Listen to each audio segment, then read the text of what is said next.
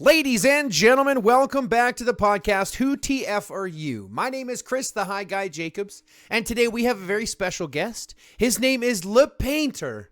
He's been playing for about 2 years, sits at about 155 million, and is the president or co-president of his region, 224.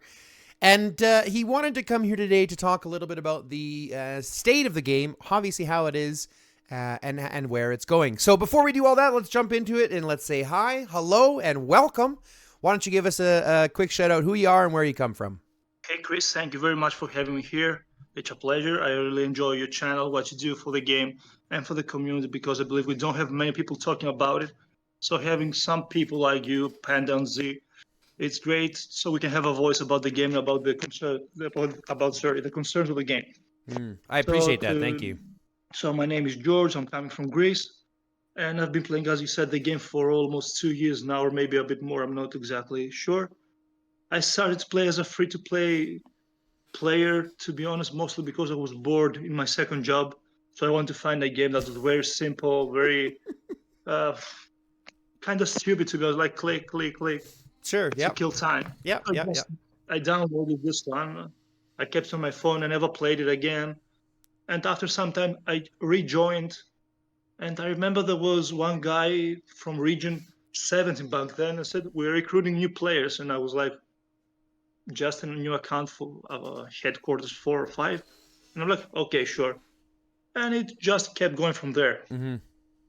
So that was the main premise of the game. I'm not a very big fan of mobile games. It's actually the first mobile game I've been playing since forever. Well, I apologize. Oh, yeah. I apologize for that being the first game that you've experienced, because at the end of the day, I mean, it's gone from where it was previously to where it is now. But let me ask you a couple quick questions. So you said playing around 2 years, could be more, could be less. What was it about the game that kind of brought you in originally? What did you do besides, I mean, obviously besides the, joining for the wasting of time and stuff like that, but what was it that kind of hooked you into the game?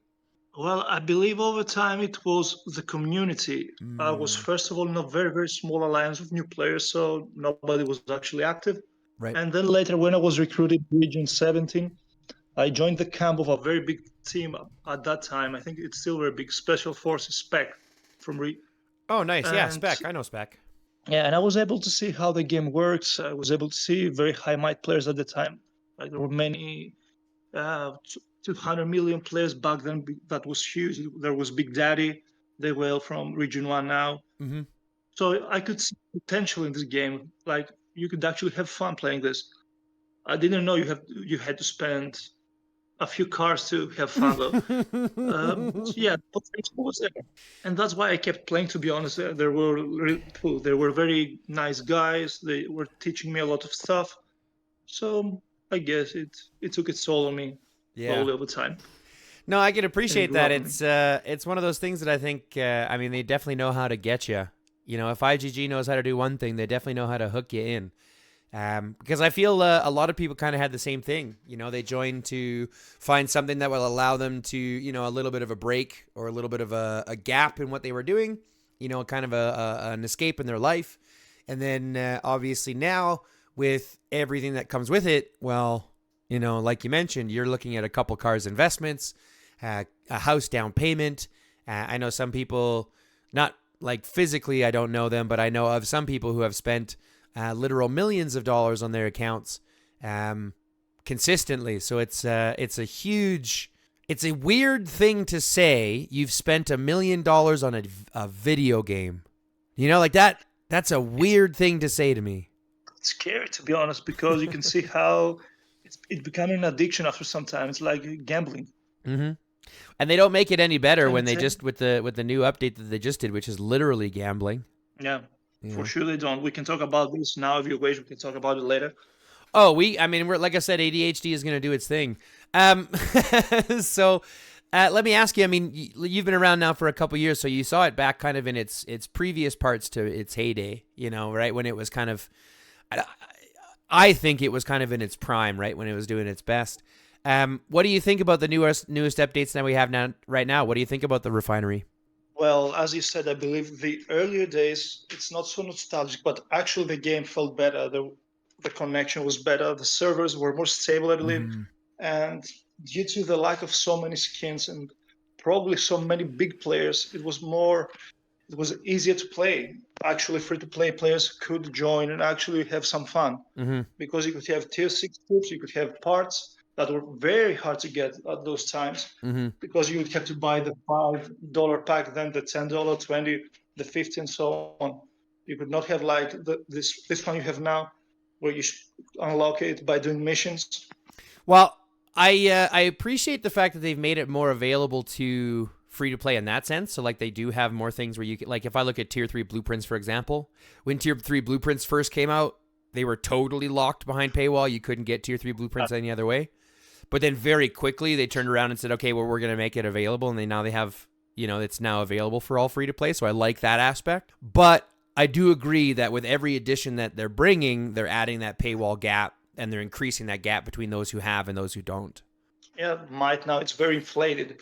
If you're 100 million might right now, it's almost nothing. Mm-hmm. Back then, it was actually it was something. You could have tier 6, you could have fun, you could actually enjoy the game. Right now, it's you just get the grip on the game. You might be able to fill some rallies, unless you're actually a very big spender. Then okay. Yeah, and even even like myself, like we haven't talked about how much you spend, but like myself, I spend a couple $100 a month, and even then, I don't feel it's going near as far as it used to. Like I feel like I'm having to spend more just to keep up, and like I feel the temptation to spend more just to keep up. You know what I mean? Like I don't know what do you think about? Is that the same for you? Sometimes, like I may have some impulses. Like some months I may spend zero, some months I may spend a lot. Mm-hmm. So depends on my moods mostly. To be fair, Yeah. in the previous rider, I did spend quite a lot. I had saved a ton of materials as well Mm-hmm. to get the first place. I got second because the first guy in the sizzle steel, that's how you call it. Splendid steel, yeah. The thing where the splendid steel, sorry, had 10,000 steel. So I'm like, okay, can Oi, do it. oi, Yeah, 10,000 it was steel. very, Punch me in the nuts. it was nuts. So yeah, after all that spending, I got kind of disappointed because all the upgrades in the part, the workshop, and all that, and the trades in the field were not that good after Noticeable. all. Yeah. It's like nothing really changed. And I'm like, okay, I'm done. I'm done with this.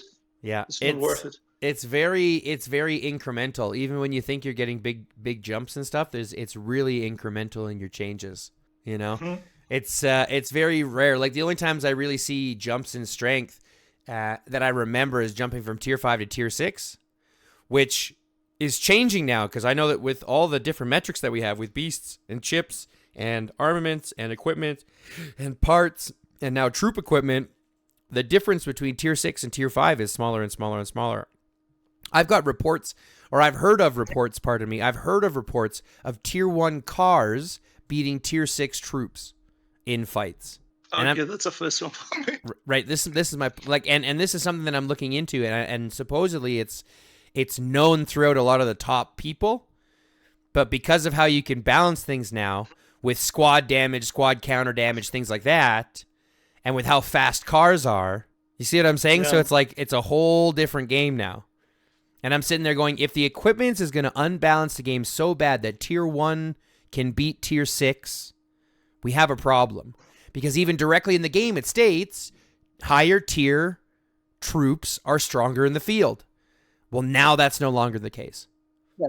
We've had some reports that were like some very strong players in relevant to our might, for example, like some 300 million people that would use tier 1 ranged. Mm-hmm.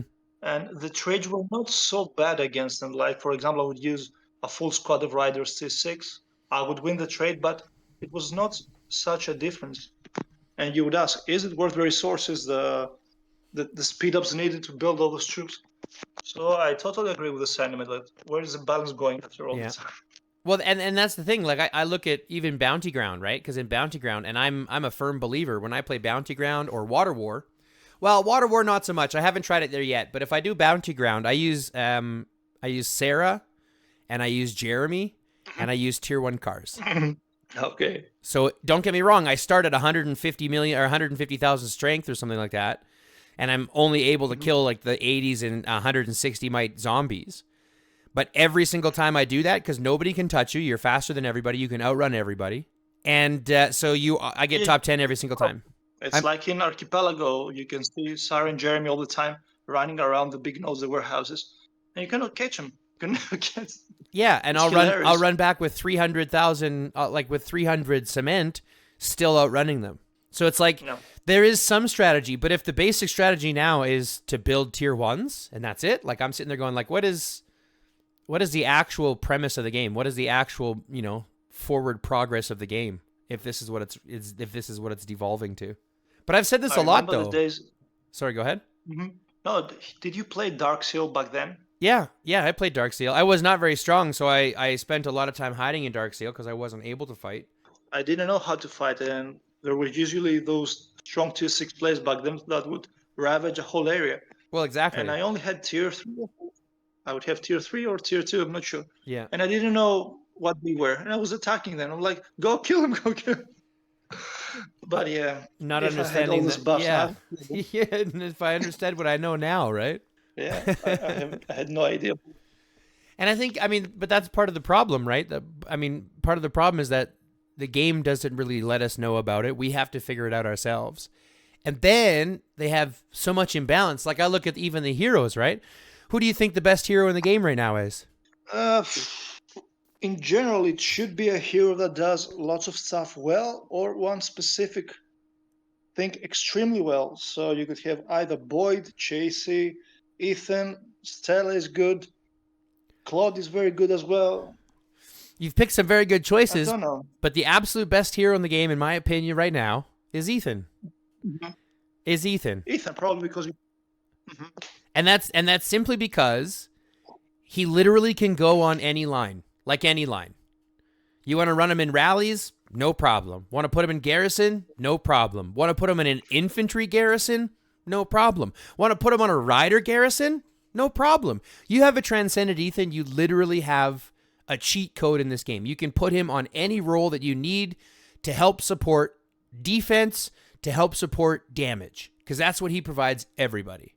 And I went, that is unbalanced. To have Ethan be the strongest hero in the game, right? Boyd Ethan, super hard to break. Chasey Ethan, super hard to break. Super hard to swarm. Like, the amount of damage that comes out is sick. So I look at it and I go, Ethan is probably, in my opinion, the best hero in the game. And that just proves the disbalance or the imbalance in the game. In our brackets, we have not faced so many Ethans. We are between Fearless and Elite sometimes, depending on how much we cut. But it's usually Boyd, Stella in our bracket. To be honest, I haven't faced Ethan so much. Well, wait until you do, because I was just like I've been for some reason, and I blame IGG for this. IGG, if you're listening, I blame you entirely for this. But you are taking us from 360th ranking and putting us in G8 at the top of the bracket, which doesn't make any sense. Okay, we should not be coming in at the bottom of Elite and being ranked in the top of Elite. That shouldn't make sense. Your matchmaking is broken. Fix it. Anyways, what Pardon?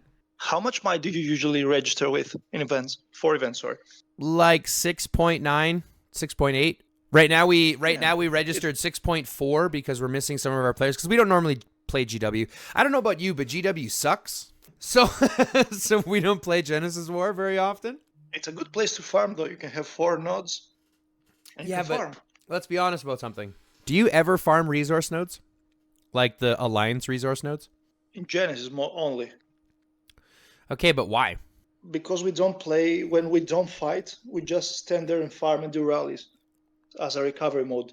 But we usually fight because the whole team has this mentality. We say, let's chill. We never chill. I mean, I get fighting. Don't get me wrong, but here's my mentality, and tell me what you think about this. There's 3 fight times, right? You got 4 o'clock UTC, 8 o'clock UTC, and 14 o'clock UTC. So you spawn in right off the bat, right, to get your towers down because you want your towers as fast as you can, so you at least have position. You can then move your guys in later. That doesn't matter before 4 and before 8. But why am I going to spend all my time there, right?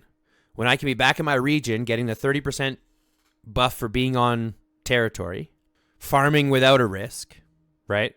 Just to put 4 marches in an alliance node that doesn't get the 30% buff, so farms slower, So the only time that that's beneficial is while I'm sleeping. So sure, yeah, I'll do that while I'm sleeping. But I have auto farming. So like I can put marches out to auto farm anyways for 8 hours while I sleep. You know what I'm saying? So I look at it, I'm like, if the Alliance node doesn't provide the 30% buff, again, IGG, if you're listening, the Alliance node should provide the 30% buff, especially because it's in Alliance territory. Bing! Duh. To be honest, I'm usually sleeping at the time of reset because it's 3 a.m. over here. Yeah, so I mean, so do you play the first zombie fight? No. Yeah. It's, what is it, 7 a.m.? It's 6, 7 a.m. That's impossible. That's lucky for you. I may play the second one. It's 10, 11 o'clock for me. Not always. Yeah, because I'm usually at work at that time. Mm-hmm. I usually try to play the 14 UTC fight. But usually the zombies are done by the people who are in the US zone and stuff. That's why we're kind of split EU, US, Asia for this purpose. It's just, it's so, because here's the thing. The 4 o'clock UTC for me is 10 o'clock. That's 10 p.m. The 8 o'clock is 2 a.m., so I'm not up for that one. I might be up for the 10 p.m., but I'm usually in bed by 9:30 because I'm getting old. I mean, I'm 39 now. So. You are 39? Yeah, I'm 39. I just turned 39 this last July. I can't believe it. I'm 39. Nice. You don't look... Well, my knees feel 90, and my brain feels, I don't know, like 22. So like 39 is kind of an average. 39 is just a number. But no, I appreciate that. No, but again, I mean, it comes down to the same thing that we were talking about, where IGG has to address balance, right? It's all based on how they want to balance things, and I think they have such a weird ideology of balance. It's like they don't care about it at all. Let's just balance it by releasing another new broken hero. The thing about releasing new heroes now, I'm not sure if you agree with that. I don't like the new top commander style. I don't like that you have Great Hunter, Splendid Seal, and top commander in one, and you can also choose from 4 different heroes. And it's cross-regional. I don't like this at all. Like, for example, you can... Even the matchmaking or the way those lists are made are random. And if you ask IGG, how is this balanced? And they tell you, oh, it's just random. It doesn't make sense. The regional TC was much better, and you could plan it with your teammates, with the other alliances, and you could have a strategic role. Now it's just spent to win. Yeah, so I think IGG made up a couple of mistakes. I don't want to say early in their career, but I definitely think they made a couple of mistakes early in going live with this game when they released Immigration and they kind of opened up Immigration and then opened up all these events to multi-regional things, right? So once they opened up Immigration and then they opened up TC to multi-region, they opened up the arena to multi-region, like all these types of things that aren't focused on the region. This is something that I've always said. It kills the need to focus on having a strong region. Because nobody gives a shit about the regions anymore. And now you have 1,000 different regions. It's like globalization in some sense.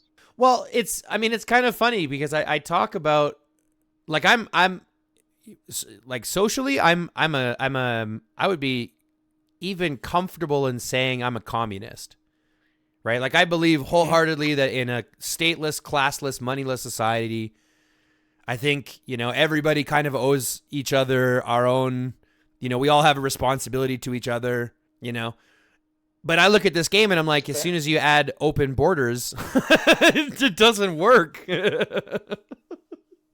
it doesn't. Yeah, open borders here doesn't work because it's all based on money, right? And as soon as you have... see, the big players need to find a way to not to take advantage, to use the system as a leverage. Yeah. It makes sense. Yeah. Because it gives them that opportunity. Here's the thing. I don't even blame them for taking advantage of the system. I don't even blame them because the system allows them to do this. If IGG really gave a shit, right? If they really cared, they would lock regions down. They would lock immigration down. They would actually address the issue, but they don't care. So they allow for things like going to new regions to overtake the region just for the buffs. So do I blame SSI for going to new regions and stealing the president and the other buff, or stealing the, what's it called, marshal buff? The Marshall. Um, I don't blame them for doing it. I blame IGG. It's IGG's fault. They let it happen. And they continue to let it happen. And that's the problem. there can be lots of ways to balance it, either by locking immigration, either by debuffing those players, or even making them unable to take the buildings from these places, or not being able to attack shoulders. There can be many ways to balance it, but they just don't care, I guess. Well, I think a lot That's of that my comes only down issue. to I think a lot of that comes down to the money though, because like we were talking, these guys spend a lot of money. You know what I mean? Like they Yeah, for spend a sure. lot of money, and so that financial Sure. incentive for IGG to continue. And again, I'm not spitting on the community, because the truth is I love the community. I'm spitting on a specific community, the whale community, because unfortunately there's a huge divide between what the community wants and what the whales give a shit about. And even you look at this, what's it called? The Refinery coming out. I mean, people are selling, like free to play people are selling things for 30,000 gold, 40,000 gold. Who do you think is buying that? Not the average player, Yeah.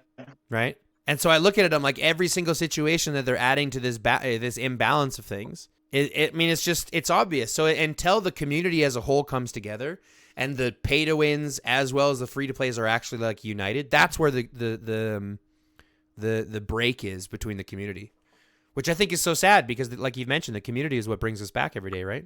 Yeah, it's always about the community, and I don't blame the whales, because it's a pay to win game. You're going to have whales. Every mobile and most games nowadays rely on spending to have growth, but Mm-hmm. IGG must find a way to balance it. You can even try to, I have suggested it a few times, you can even track the spending of the whole team and balance matchmaking up to, with the spending. For example, if your team spends, let's say, $1 million a month, you can Mm-hmm. find another team who spends as much and match them together.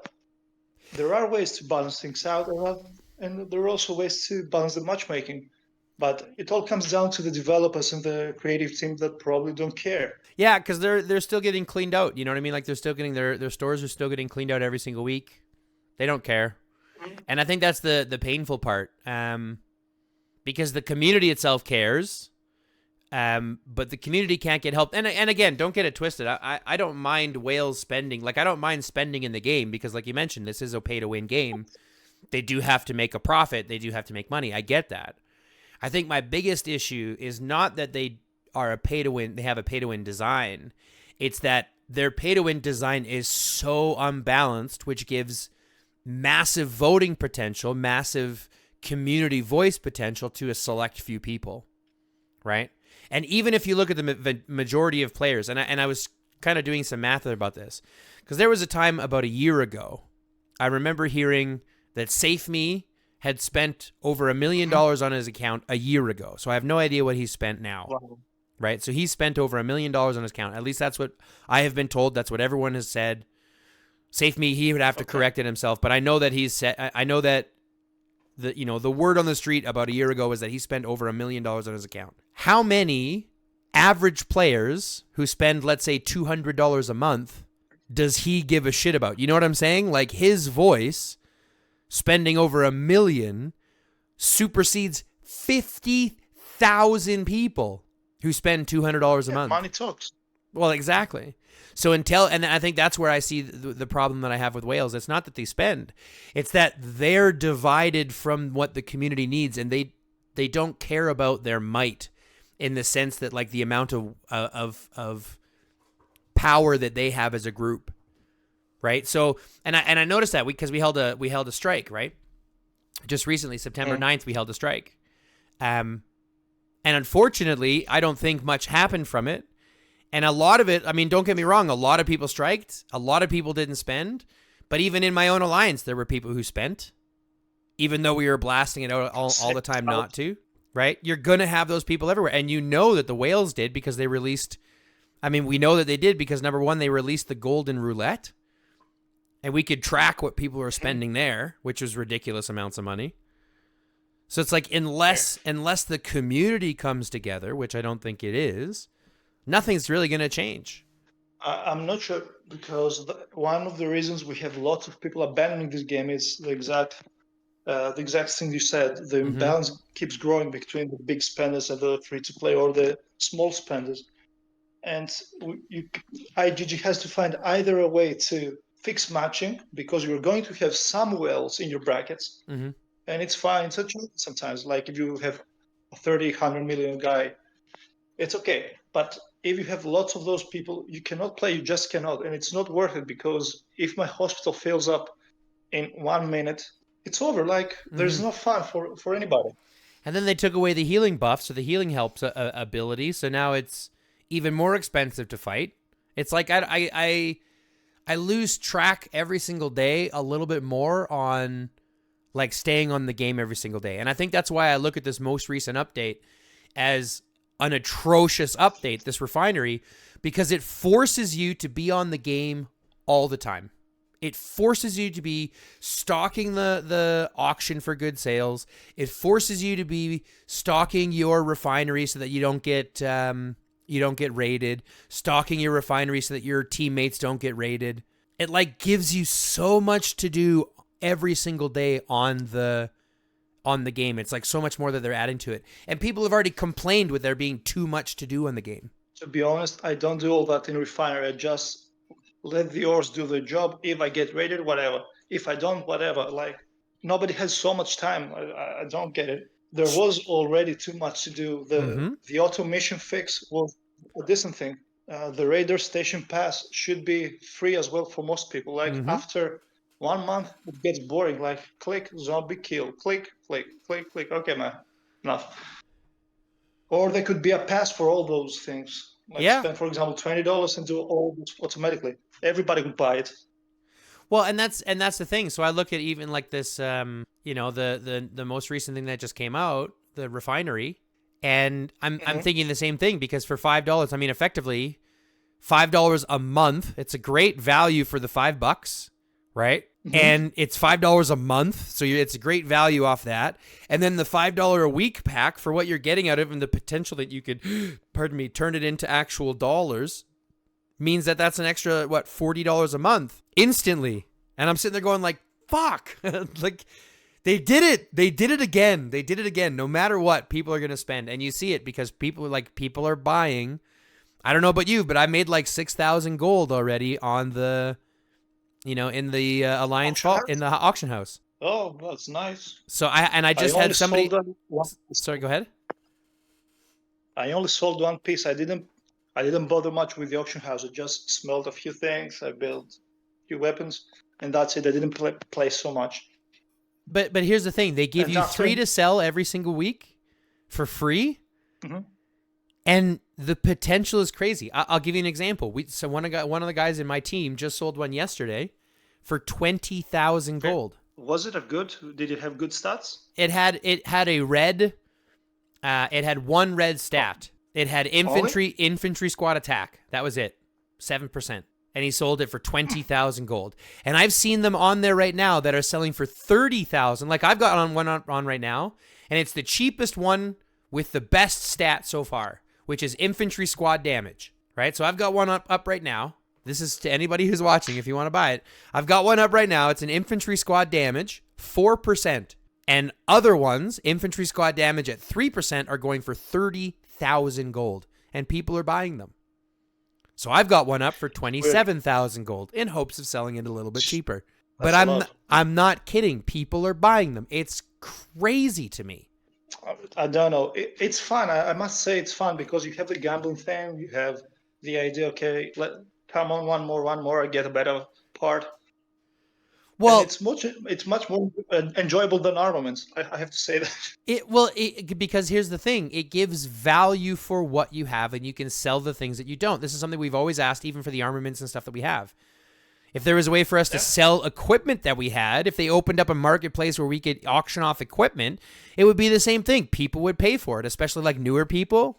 Like it just blows my mind. They have developed a way to get people to not give a shit about the quality of their servers, about the quality of their gameplay, the lag that's evolved. But ooh, I can make monies. And it's just fake money. It's because it's going back into the game. It's not like you can withdraw your gold, But like, yeah, it blows my mind. 30,000, 40,000. I just saw one go on there for 99,999 gold. Like the absolute max you could put it on there for. And I went, okay, interesting. Interesting. It was We'll get it. Pardon? A whale will get it eventually, though. That's the thing, right? You know that it's there, and for what they spend on the game for those stat buffs, for those extra 2%, 3% stat rolls, you know they'll get it. It's crazy to me. It's crazy to me. And the game just keeps keeps falling, right? Pardon, what was that? Yeah, we have a guy in our team. He's now 260 million. Yeah, 260, I think. White parts, and he has used 1,500 spins for the Godzilla skin, and has not he has not get it yet. So that just angers me, and I'll tell you why. There are about 4 people on my team who have gotten the Godzilla skin for less than 300 spins. I've spent almost 700 spins, still haven't gotten it. IGG literally has it out for me. I guarantee someone is sitting there going, fuck high guy, fuck high guy, fuck high guy. Never get it. You never talk too get much. it. What was that, sorry? Yeah, they say you talk too much on YouTube, man. Go fuck yourself now. Yeah, exactly. I'm talking too much shit. It's the price I pay. Sorry, what was that? I tried to buy the cat skin the other day. Yeah. Was it the previous bullet? Yeah. I think. Well, it was one of the previous ones. I had bought all the packages, and still I did not get the skin. And you bought all the packs, and they didn't give you the skin. No, all the available ones, and that happened in another guy as well. They were complaining too. That makes me a little sick, bro. Like literally, that makes me sick. I'd be chatting to their support desk, being, what the fuck? What the fuck? Statistics say I have to get it in a certain amount. I did the same thing though, because like in the cat skin, I had spun like 600 times. 600, 700 times. Yeah. And did you get it? No, I didn't. And I went back to them and I said, okay, but according to the math, if you do the math, I should have gotten it. The problem with all those roulettes, and it's a reason why IGG does not have an exact rule book. They say, for example, spin 20 times to have a 10% increase, okay? But they never tell you the initial percentage that you have to get it. Like, is it, for example, 1.2%? Is it 0.02? So they have the percentage there, but they are definitely, like, they put the percentage there, but they are definitely very sneaky about it. So they'll put the original one, and the original percentage is like 0.12%.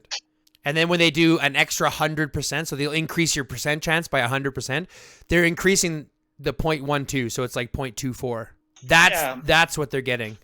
And I went, it doesn't make sense. Of course not. Of course not. And it's the brutal form of gambling. And if you're telling me that you can buy every single chance you get and not get it, that means to me that it's so broken.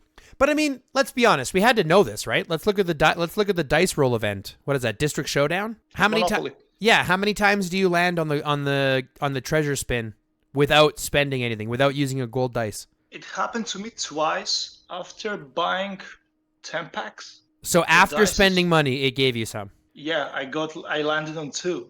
Do you know how many times I've landed on that ever since it started? Randomly? 0. Once. Yeah. Excuse me. I just sneezed my headset off. One time. One time in my life, I landed on it randomly. Yeah, it's RNG'd in a way that you do not land on that square. And how many times do you land on the square that doesn't let you pass? You know what I mean? The one that locks you in place. Every fucking time, the damn gate. I wish I could just for once have them swapped. Have that risk assessment swapped once. It's a very sneaky game they have created very well. It really drags you, and it has all the typical sales scamming techniques, all the red marketing to lure you in. Okay, it's just $1, whatever. Buy Catherine for $1. A few months later, I'm in debt. Yeah, so, a few months later, I've got a credit card specifically for this game. Don't tell my wife. We had a young guy. I'm just kidding. Yeah, we had a very young guy. He was like 16 or 8. I don't remember. Yeah. Who had stolen the credit card with dad. Oh no. Buy a shelter skin. That infantryman. Oh, yeah, no. he was in our Discord and said, "My dad found out and stole his credit card. I'm fucked." And then all of a sudden he disconnects and never comes back. Jesus. Probably dead now, but who cares? Nah, Oh my I mean, goodness. Oh yeah. my goodness. That's crazy though. I mean, kids will do anything though, but I mean, I think that's why they don't, they shouldn't allow kids on this. I've had so many conversations with people about kids on this game, and I'm like, this is not a place for kids. Yeah, it's an old man's world. Yeah. There are too many old, creepy dudes here. This is not a kid's game. Anytime I hear kids in this game, I'm like, that's just brutal. Because it's like, number one, most of the people that play this game are old. Like, we're not young people, right? Like, you look at the world championships. You saw all the people on stage. They were not 21 years old. They were not 17 years old. They were 39. They were 45. You know what I mean? We have some people in the team who are 60 years old. We have literal boomers. That's what I'm saying. Because, so it's like, it's a slower game. Yeah. Not very stressful. You don't need so good reflexes. It's chill. Yeah. And you need money. And kids don't have money. And it's still exciting during those times enough to keep you coming back to click more. It actually is, yeah. Yeah. Well, it is. And I think that's the, like... Sorry, go ahead. Yeah, and it's a very simple game. If you actually put it down to paper, it's just, I have a tower, you have a tower, my tower is stronger than yours. I take it down. But yeah, but the community makes it very exciting, very interactive. Well, not only that, but like some of the, like you look at Off Limits War, for example, or even Recovery of Pompeii, right? Some of these PvP things that they put up, they're a lot of fun to play. Right? Because like there is some strategy involved. It's not just, I mean, don't get me wrong. A lot of it still is my rally better than your garrison, or is my rally going to last longer than your garrison, or is my garrison going to last longer, blah, blah, blah. I mean, I get that, but there's still a decent amount of strategy when it comes to like where you attack from, how do you get better trades, right?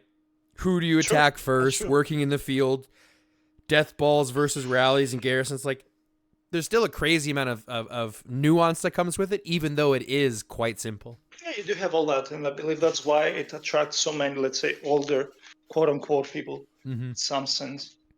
Quote-unquote people?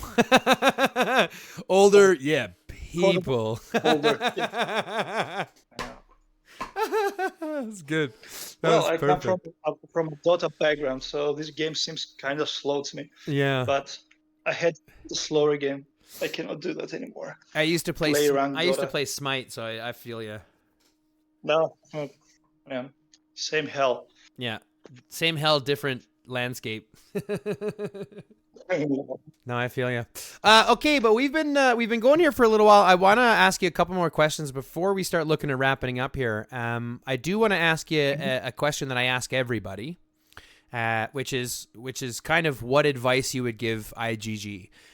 So I want you to kind of take a second and imagine that IGG was watching this channel, watching this video right now, had spent the time listening to us, criticizing them, and were actively listening to the advice that you were going to give them. What advice would you give them to give Doomsday the most longevity that it can have?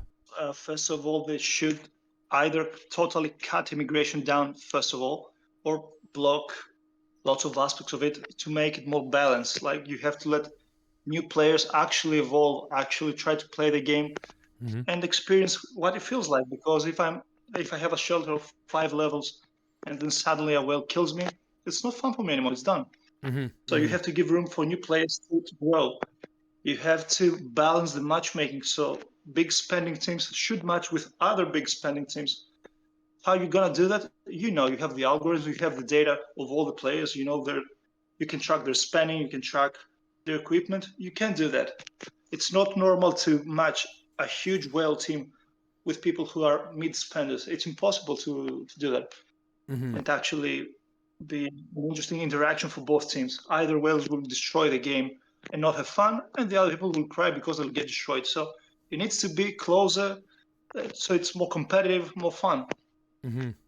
So balance matchmaking, fixing all the server lags and all the issues the game has. My whole region, before we did this podcast, I made a federal email asking the people in the region, what issues do you have with Doomsday? And everybody was saying the service sucks balls. We have so many lags, we cannot see the borders of our perimeter of the towers. Like we try to log in, we cannot log in, we get kicked out. And it's a general issue. It's not only during fighting. Like for example, if I zoom out in the region, I can see the territory. I can see my main fortress and not the territory. This happens in Pompeii too. We have lots of disconnections and we cannot play. And it kills the fun, it kills the momentum. Because if you have left, let's say, Pompeii once every 2 weeks now, and it's the only thing you like from the game, and you get lags in that one time, you're going to leave the game. Mm-hmm. You lose all the motivation. Yeah. So yeah, fix your servers. Yeah. Sorry, I didn't mean to interrupt, but I mean, you hit a nail on the head. I wanted to jump in on the amount of people that are actively leaving the game because of server issues, because of imbalance issues, because of the lack of response that that IGG has to the community requests, has grown pretty noticeable. Like I mentioned before, we lost one of our top players because of their refusal to address the harassment within the community. They're the sheer amount of trolls that come in and say just some of the most just horrendous stuff, and there's no setback. They might get a 24-hour ban out of chat or maybe a day or two, but that's about it. They don't ban accounts. They don't dismiss people for being bad people, right? Like I talk a little bit about Pikachu, from time to time. And he's still in the game. Mm. You know what I mean? Like, he's still around spewing his Nazi rhetoric, spewing his hate speech, spewing his, disgusting racism. And IGG refuses to respond. And I think that's kind of a big thing for IGG to deal with as well. Yeah, I don't think they actually care so much about the players, actually. Because it's a free game to download, but then there's quite an investment someone can do. And if they have made the stats, like for example, let's say we have 10 whales, those 10 whales are going to spend much more than 1 million players. They don't care so much if they have 1 million players, if they have those 10 players, for example. So they see it just stack very cynically. Mm-hmm. Which is, I think, kind of the problem. I think that's where that disconnect is. So if the community was to come together, we kind of do need to rely on the whales to follow suit. So I wish there was a way. I kind of wish there was a way for the community to be connected, because like obviously there's the official Discord, but the official Discord is kind of poo-poo buckets. It's moderated by people that don't even play the game anymore. It's moderated by people that hate the game, so they spend their entire time like bad-mouthing the game in the community. And that's your official that's the official Discord moderators. So it's like, if you have that on your Discord, you obviously don't care about your community contacts either, which I find is kind of funny, but it is what it is. So I wish there was a way that we could kind of contact stuff, but we can't. I think the issue is, do the developers actually take the feedback, or it's beyond the, for example, the producer or the CEOs? Like, for example, the community gives the feedback, okay, but devs always follow the lead of probably the financial team. Yeah, so if they say, no, we make more money with that. So here's the thing. They care about their whales. If the whales want something, they'll do something for the whales. But they won't do something for the rest of the community. So that means that we need, in order to get actual change done, we need the whales to be part of the actual community. Because right now they're in their own community. They're doing their own thing. And again, I don't blame them. If you're playing at the top of the game and you spent your entire investment getting to the top of the game, and that's, you have to kind of spend to stay there. I mean, I get it when you get, the fear of missing out, FOMO'd. But like, there is a certain time when the community is going to need you to step up and put on your big boy pants. And I just hope that there'll be a time when they'll actually do that. And like, maybe they'll get to a point where it's gone far enough, right? They've been beaten enough, but who knows? But you're right. There's an interesting thing about there's a very interesting thing about what you said with whales becoming part of the community. We had a guy in the team who seemed to be spending much earlier, but he had stopped buying packs at all, and now he's spending quite a lot. And he's starting to become a dolphin, let's say. He has 2 squads at 6.5 million. Mm-hmm. And he's actually integrated in a team that has low to non-spenders. And it's actually fun for him as well, because we have a pretty decent matchmaking at times. He can also be the star of the team. Like, for example, okay, I'm the leader. But it's also balanced. Like, for example, if we play with another team, it's not like a well storms everybody, because the rest of the team is more rounded. I'm not sure if I say it correctly, if it makes sense. Mm-hmm. So if every team has one very strong player, it can help the team a lot. But it should be kind of balanced. If whales everywhere. Yeah, I was just gonna say I totally appreciate that. We had, I mean, like I said, we lost our number one player here 2 weeks ago, And, we're kind of feeling that now because we're having to fill in a lot of different players into different positions. And it's not that we can't, but it's definitely one of those noticeable things. Like, I'll be honest, if you're watching, I appreciate you stepping away. I absolutely love you. Don't ever take anything outside of that. I give you credit for being able to do it. But I will openly admit it's a punch in our guts. You know what I mean? Like, as the team itself, we relied very heavily on them. And losing a player like that is a big thing for the community because, well, even for them, even for the developers, because he wasn't a low spender by any stretch, right? But he quit the game specifically because they wouldn't address the harassment and racism and things like that of some of his friends. So, okay. And so I don't blame them, but it is one of those things you need to have. You do need to have one or two heavy spending players on your team to be competitive and successful, semi-successful at least. So we are on the lookout for a couple of those leaders. If you ever know or if you ever find any, let me know. We'll keep it for ourselves. Sorry. Yeah, we have one now. We'll keep it for yourself. But you got to remember, you can't have too many. You can only have one or two, right? So once you get past your one or two, let me know. And then it's like equipment. You can only have a couple of equipments when you just sell the rest. Let me know. And once you get too big, you're playing very high G bracket, and it's not very nice. Yeah, yeah, exactly. Then you'll need a couple. But I mean, even in those hybrid, like I've played it, like our last AR, we played in G8, for example. We shouldn't have been there. We were ranked 360th, and they put us in G8, like 2 away from the absolute top of Elite, which doesn't make sense. And we didn't have have Chad, so we didn't have our rally leader, and so it was not nearly as influential as we like to be. But even in that situation, like, I mean, the matchmaking was so bad, even on anybody in our region wasn't strong enough to take on the other legions, pardon me. So it was just like, what are you going to do? Sit back on your helipad for 5 days? Yeah, it is like that. We had Face Tech Garrison, who was 7.2, 7.3 million. Yeah. Full superbs, unbreakable. Like, even our guy has 6.3 million chassis. Yeah. He cannot do anything. Yeah. And the game was just boring. The rally never ends. So you actually need a very strong guy, a heavy spender to be able to win events. Yeah. At least to be able to place. Yeah, that's right. Well, let me ask you a question though. Sorry, let me ask you a question though. About AR, because AR is the event that's been around the longest time. Are you getting sick of IR? AR. IR went away for a little bit and got a revamp, right? AR has been the same ever since. The only change that happened to AR was when they added the airdrop locations or whatever. They added that, but other than that, everything else in AR has been the same since conception. What do you think about them taking that away and revamping it? What's your opinion on that? I don't like Archipelago so much. It takes too long to get up to pace. The first 20 days are very, very boring. I usually never join those days, to be honest. Mm-hmm. And if your Legion is a big fuck up, you don't enjoy the game at all. Mm-hmm. It's a big hot mess. So they should either reduce the duration of the whole event or even make the map a bit shorter. Mm-hmm. So it's actually more fun to reach, challenge, fight more. The rewards are very good, but it's not a very fun event most of the times, unless you get a good Legion, which happens very rarely, at least in the Fearless Zone. That's right. That's what I don't like. But on the other, it's more chill, so more players can join. You can be more lenient in registration, so that's a good part of it.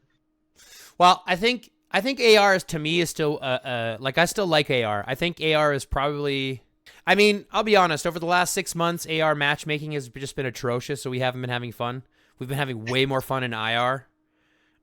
So I like for those reasons, I like IR more right now. But normally I'm a big fan of AR. I think AR is one of my favorite events. But I'm a staunch believer that it's been around long enough that it needs to go away for a little while. They need to bring back Dark Seal, and they need to revamp Archipelago Raid. And that's what they need to do. They could even find a different event, or the sequence of events is very bad. Like, for example, if you have a very ferocious island raid, you cannot play AR. Yeah. Like, how the hell am I going to? Okay, you say you have to spend more. Yeah, exactly. Come on. Yeah. And like I said, they took the healing away, and now that they took the healing away, it's even more. Yeah.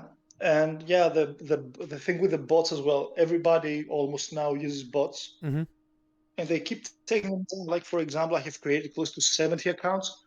They all keep being taken down. I remake some more. Some other people from the team make more accounts too. But actually, bots keep a team alive in literally and metaphorically, because more low might players can join, more free to play players can join. But I remember, personally don't rely on bots so much. I use speed ups, but you need George. them. George, we forgot something. IGG doesn't care Yeah, about the free to play player. They don't yeah, care sure. about the free to play player's experience, right? They don't care. So if they don't care, they're not gonna there to make it better. I wish they would. Man, would it not just be the best to wake up tomorrow and like them have this like long ass email going, "Hey guys, we're sorry. We've invested a whole bunch into servers." And like, you know what I mean? Like if they just sent out a real game-changing email, I would be tickled pink. I would be sitting up here on my soapbox screaming to the heavens about how awesome IGG is. But like, they literally give me the content writes itself. Do you know what I mean? I don't have to openly badmouth them when their content is just so admittedly bad. You know what I mean? Like it's just But we're still playing it. We're of part of the course. problem. We're still playing it. Yep. Because we have hope. And I think that's the problem. Until I'm hopeless, and I'm not hopeless yet, I do believe IGG can change, and I do believe that they will have to change in order to make this game any to have it survive longer. But until then, I'm just here to watching the whole thing like a train crash. You know what I mean? Like a train wreck. Can't look away. To be honest, though, there are lots and lots of people who are spending more. Like, for example, you can see on the field, lots and lots of players have over 3 million or 3.5 million armaments. It was not like that. Like, I would join the field with my riders and I would get so many points so quickly. It's not the case now. Mm-hmm. Everybody's sacked. Lots of people are spending. Well, because they have to spend more to keep up. And Yeah, IGG has done and they that do very spend. well. They've increased the tempo to a point where like even the no spenders are having to spend just to keep up. And so if money is their main motivator, they are doing really, really well. Yeah, for sure. Right. But Of anyways, course, it's sorry, yeah. go ahead. No, go ahead. Yeah, of course, money is the main motivator, but we said that already 50 times, I guess. Yeah. We're going to get boring. I was just going to say, we've been going here for a while. I don't want to spit on IGG any more than I have to. But I do want to give you one chance here before we wrap up here, one little last segment here before we go, to give a shout out to any of your friends or alliance mates or community members that you want, that you know, that are kind of pinnacle to keeping you around, some of your best and closest friends. Okay, so first of all, I would like to shout out our beautiful region, our peaceful region in 224. My team, Oxid, who is a very big family, my good friend Kader, as we call it the place, and all our great fighters and friends as well, Luffy, Daddy, Rock, Tidio, all the good guys we've been playing together for almost 2 years. Also, I'd like to say a big thank you to the Alliance in 224, rest in pieces, who are also the second pillar of the region. It's Oxid and rest in pieces who keep this place alive. And also to the people in Region 17 Spec and all the old guys who made me enjoy this game and made me dig into it even more. Without them, I would not even be here in the first place. Yeah, and let's hope that the game takes a positive evolves in a good way, so more and more people can enjoy and have a good time. Yeah, and like I said, I don't mean to piss on IGG as much as I do. I do have hope in this game. I really do. I think that there is so much potential. You know, the strategy that is involved, the nuances that are involved, the way that the mechanics work. There's a ton of things and context to this game that I think is really beautiful, which is half the reason why I still come back and why I grow up my account, because I do like to see how those mechanics work, and I do like to see how they interact with each other, and I do like to see my numbers get better and better, even though I know that, like, I'm never going to be at the top. I'm never going to be at the top echelons, but you know, my Boyd is almost at 5 million now, right? It's 4.97 or something like that. So it's like 2 skills transcended. You feel that growth. You feel that commitment. And like when you get those small wins, it really does feel good. You know what I mean? To see myself be able to stand up garrisons against much stronger players because of the way that I've played and forced my account It is quite fulfilling. I just wish that they had a different perspective on increasing that fulfillment for the average player and not for the one or two people at the very top. You know what I mean? Like if their perspective changed so that they actually gave a shit about the average person, I think obviously as a person who believes in kind of equality for all, I would see that would be a much more, a much more positively and morally beneficial experience than what they're providing right now. I want to say something that I found it very funny because my name is a meme because Kaderas, my friend, is French and my French is awful, so that's why I have the Le Painter in the end. Painter. And I used to play with him. Yeah, it's a joke. Yeah. And that's why I have Bob Ross as an avatar.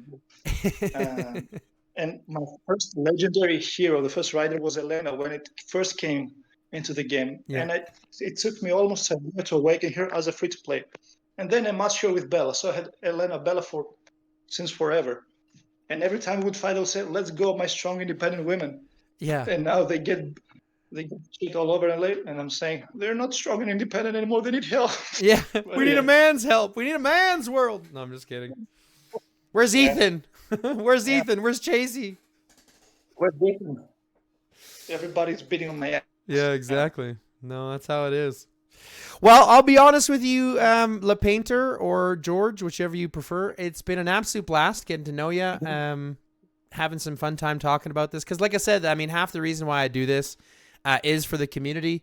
And, that's kind of what you've kind of mentioned time and time again. One of the best parts about this game is the community. It's the friends that we make, the relationships that we forge.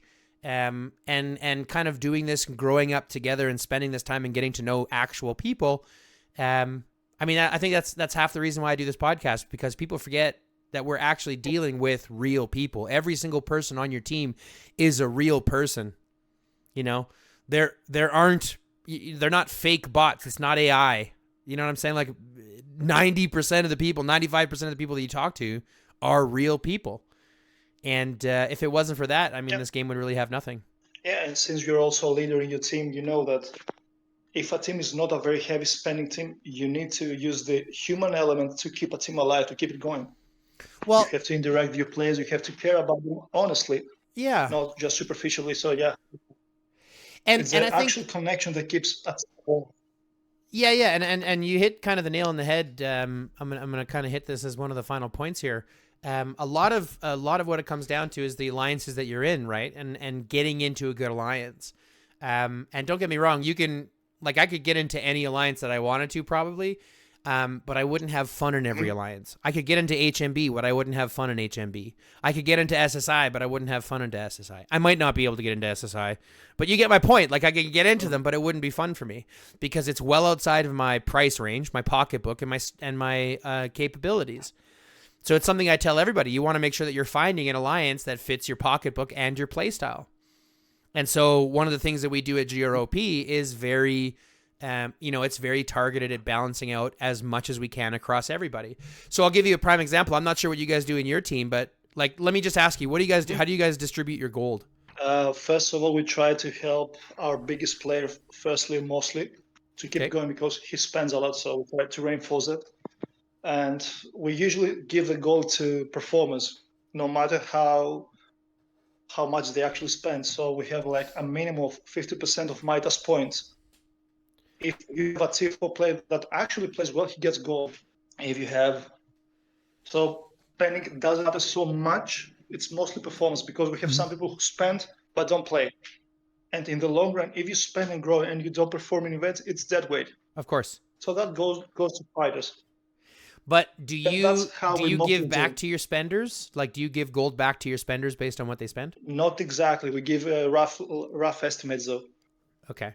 See, and I think this is one of my biggest things that we don't do at GROP. So at GROP, we're very adamant that we don't give back to our spenders. Our spenders know, and the entire team knows, that every amount of gold that goes in the vault is equal share to everybody in the alliance. And the only way to get that gold is to participate in IR and AR. We don't play GW, so I don't score GW. I don't care about that. I care about IR and AR. And just like you said, you score 50%, right? Like you score 50% of your might in points. Yeah, for yeah, for sure. And for tier 6 might be even more. Yeah, so we set I set a ratio. Same thing, calculation based on might and points. But the ratio is between 75% of your might and then above 100% of your might. So if you score more than your might in points, you're getting top rewards. If you score 75% of your might in points, you're getting bottom rewards. If you score less than that, you're going to get a talking to ask what's the problem. Because everybody in GROP focuses on making sure that we're getting those points during the fight times. We don't PvP. We don't allow self-burning. Like, you can't teleport yourself into an area to get burned for points. We don't allow that stuff. We don't allow, friendly PvP. None of that stuff. It's all during the fights, during the rallies, during the garrisons. Yeah, we do exactly the same thing. But I also give gold to people like, for example, who do some tasks. Like we may do some challenges. I set up recruitment challenges. Like we need 2 players, T4, T5, either very low spenders or very active. Whoever finds those players, like for example, they get 1k gold. And it keeps the team active. It makes them feel included. So it doesn't matter so much if you're a good fighter. You help the team. Like, teams need someone who is chatty, who keeps the vibe going and all that stuff. And many people, either if they don't lead or if they don't pay so much attention, if there's a dead silent chat, the team dies in the end. Mm-hmm. So you need some chatters as well. And those people actually help the team. So what do you guys save in a month on your team? Like, how much gold does your team save in a month, if you don't mind me asking? Depends. We have like up periods and downs. Like, for example, in the previous month, we had close to 60k. Mm-hmm. But that, imagine, all this gold is mostly coming from our top player. Like, our top players spends more than the whole team combined 4 times, something like that. Yeah, see, that's how I see a lot of players or a lot of teams. We end up getting, like, we don't have, like, here's the thing. We don't have one big spender. We've got like 7 or 8 medium spenders. And so, like, we end up saving a lot in our vault. I think our last month we saved just shy of 100,000. But it allowed me to reward almost 30 players with almost 3,000, on average 3,000 gold, right? Good. And so, like, if I have free-to-play players, 20 free-to-play players or 20 low-spending players who end up getting free 30,000 or 3,000 gold, right? Like, that's a decent chunk of change once a month to go into their vaults. And so one of the things that we've been very clear with is that we don't give back to spenders, we give back to performers. And I get the perspective of, having chatty people and things like that. And I guess maybe we've just been lucky. But like the majority of people that we have in GRO, like, we got a fairly chatty, especially during events, we've got a fairly chatty group. So maybe we've just been lucky in that sense, but the mentality has been very, very healthy. And I think that's what most people need to try to, establish within their alliances. Well, because our team has people from Europe, we got people from the US, we got from India, so we're very multicultural. Mm-hmm. And, when we have lots of different backgrounds, you need to find not a style of communication, but some things are different in other countries. So you have to figure out how to talk in chat, how to say things, because translation doesn't help much sometimes. Yeah. Like, for example, we had 2 people fight and leave the alliance because of translation. Then they came back and said, "Oh, shit, I'm stupid." It was the translation. So you have to figure all those things out. Mm-hmm. And since we have many Northern Europeans who are more introverted, they don't talk so much, but perform like hell. So you need to sort that thing out. We were not so lucky on the chatty part because we are more quiet people, more introvert. Mm-hmm. And that's why we pay lots of attention to that. But I agree that performers get gold, not spenders. Yeah. But in our case, the spenders are the performers. So you see that top spender is the top scorer. Second is the second, and so on. Yeah, so and that's the one thing I noticed too. I mean, typically your spenders are going to be the ones getting rewards anyway, so they don't necessarily care. But I know of a lot of alliances, and it's probably one of my biggest gripes when it comes, because here's the thing: all these additions that allow for the player to get gold, so the Refinery, the Gold Vault, things like this, these are all really great additions, but they're also really horrendous additions. So you look at the Gold Vault, for example, and I still stand by my statement that I say that the Gold Vault is both the best addition this game has seen and the worst addition simultaneously. It's the best because it provides the average player with the potential for a ton of gold, right, which they don't have to pay for, which gives them a lot of growth. But there's so much potential for it to be abused, taking advantage of, and things like that. The amount of alliances, new alliances that start, save up all their gold, and then the leader of the alliance turns around and sells the alliance under the feet of everybody else with the gold to turn himself some money is real crazy. It's a real thing. It happens. And the amount of people that go and hop between alliances just to steal the gold and make away with thousands of gold, 30,000, 40,000 gold at a time, is just astronomical. And so all of that potential is because IGG puts that potential in the game. And unless they address it, it's not going anywhere, right? Well, you'll see that same thing happen with the refinery. People are going to take advantage of it. 100% they're going to take advantage of it. They already are selling things for 900 or 99,000 gold because they know that whales will spend for it. Of course. Take advantage of it. 100%. The game allows for it. I believe that that selling items to whales it's the least of our issues right now in this game. But well, because whales are going to spend anyway. Yeah, but here's my point. It's just that's just one level of the capability to take advantage of stuff. I mean, without diving too far, you have the potential for people to extort players for their equipment. There's tons of potential to be able to take advantage of the system. And this is just me thinking for 2 seconds, and I'm not the kind of guy that sits there and dwells on way to take advantage of things. You know what I mean? I look at fairness in the system, not ways to game the system. I didn't ever hear about people stealing gold. I never thought about it until someone came to me and said, "Hey, my alliance just had all of our gold stolen." And I went, "Wait, what? That's a thing?" I'm not that kind of person. But that there are. Last thing about that word. We had a guy in the region who had just migrated. He had a photo of a female, and he had created 4 or 5 accounts. And he was creating drama between all those accounts. Like, for example, he would make an account of a woman and an account of an offender. And the supposed male offending account was saying bullshit to the woman. And the woman would come to other alliances and say, "Help, I'm getting harassed," and so on. And he would try to scam people to sell their accounts and all that stuff. It was crazy. And there were some people texting me, "Do you know this guy? He said he came from your team. Is he good? Blah, blah, blah, blah." We eventually found him. We burned him 4 times, and he got the fuck out of the region. But yeah, lots of crazy stuff. That's my point. The moment you give people the potential to take advantage of the system, they're going to. And that just blows my mind. The fact that actually happened blows my mind, because those types of things, the more that I hear about them, the more I go, fuck, people on the whole, people as a general, suck. You know what I mean? People can really suck. I would hate to wake up and have all of my alliance stuff stolen because someone ended up passing leadership over to someone thinking it was a farm and they wanted to activate. That was the thing, the biggest scam that I heard about, right? They were going in, they were copying the farm accounts from the R4s. And they were coming into them saying, "Hey, I want the leadership so I can activate a Federation buff," getting the leadership, and then kicking the entire R4 team and stealing all the gold. It happens, Amazing. And it blows my mind. It blows my mind. Yeah. Okay. I can't believe it. But anyways, we've been going here for a while. Let's wrap it up. Let's give it one last thing here.